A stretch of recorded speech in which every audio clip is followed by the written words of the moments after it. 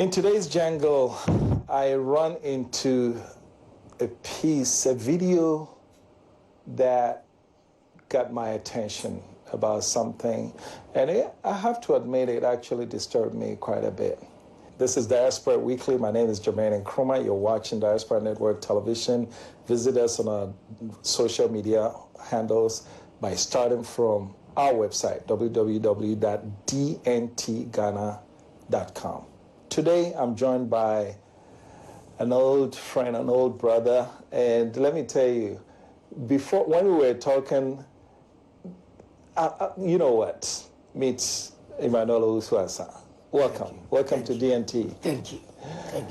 If you know about this gentleman here, this young man here, I'm going to ask you to tell us about yourself, but you're going to come up with some things that I almost didn't do this interview, and you know why? Because you went to all the wrong schools. That's funny. So welcome. Thank my you. brother. You're a Kumasi boy, Osei Krum boy. That's it. Typical. Yes.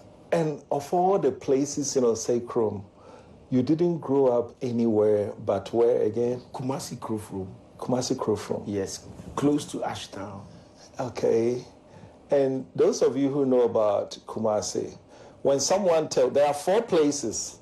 When someone tells you he's from those 4 places, run for dear life. Those places are what?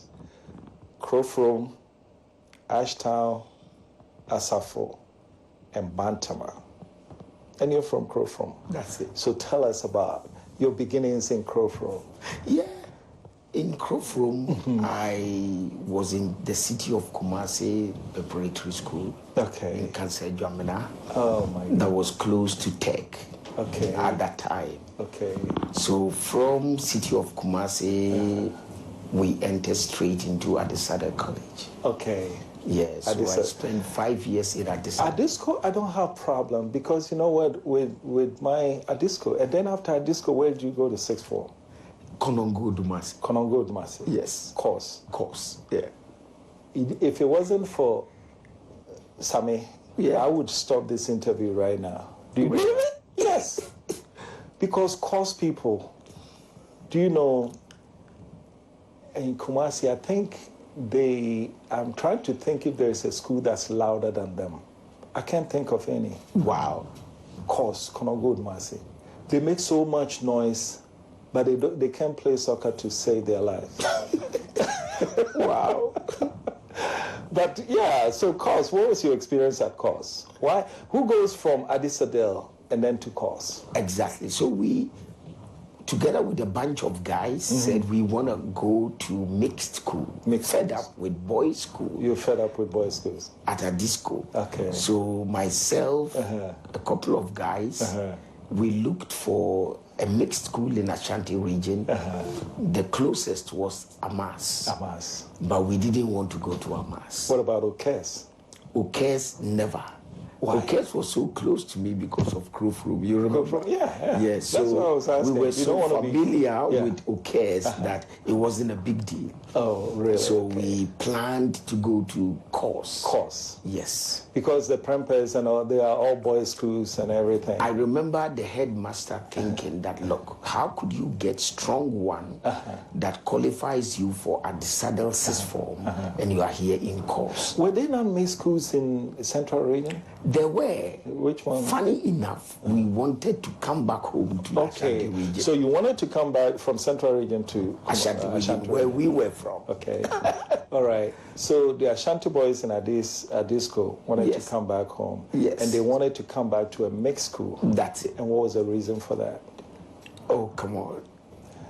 That was ages ago, so you should just read through, read between the lines. If you don't tell me, I'm going to come out with my own meaning. Okay, You're not going to like that.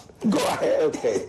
So if a guy goes to Central region, a Kumasi boy goes to Central region, ADISCO, and then you say, I'm tired of being with boys, and I want to come home to a mixed school.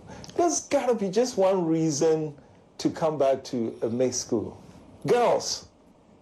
Maybe to come back home to our own region. Oh, okay. You come back home to your own region. Okay, all right. I'm not going to pry any further. Okay. All right. So, course, yes. And then you went, the story gets better.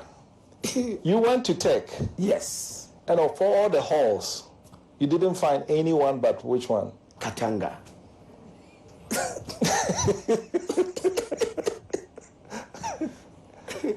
And who was your roommate? Cape Watching. Who is now COP Kofi Boache. Okay. And your classmates in ADISCO was who again? Kenneth Japo.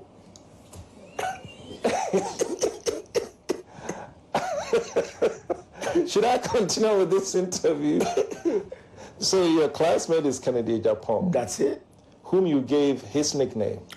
Of course. This was the young Kumasi guy, smallish as you can see from my now, giving nicknames. And 75% of nicknames given to classmates were from you? Well, yeah. Okay. So what is Kennedy Japong's nickname? You want to know? Yes, I do. Fricks. Fricks. Kennedy Japong Fricks. Yes, so he is hiding that nickname from the public. Actually, when we went for homecoming in ADISCO, the whole school was hailing him with Fricks. So with Fricks. Frisco Frisk. Yes. So how come the rest of the country, as popular as he is, how come nobody knows about Frisk? Yeah, because now he's Honorable Ken. Honorable Ken. You see? From now, I'm calling him Frisk. Go ahead. Wait.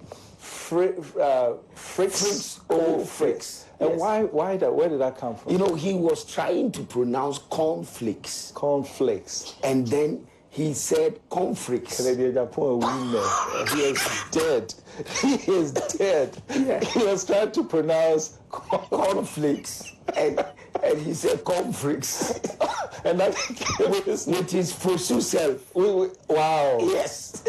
Canadian Japan secret now you don't have. Of course. Okay. I mean, no that's problem. the naked truth. Nothing hidden. All right. Yes. Okay. So now, when we talk to Canadian Japan, which nickname is he? Did he give you a nickname back? No, he couldn't give me a nickname. I had my own nickname. And which is what? I told you I'm not going to tell you. You're not going to say. Yes. So now, if you know EO ANSAH, get us back. Because, see, those high school nicknames, my own is buried. Nobody is going to ever know about it. Oh. And if any of you dig it up, you're fired from this place. So you're not going to tell us your nickname? No. Okay.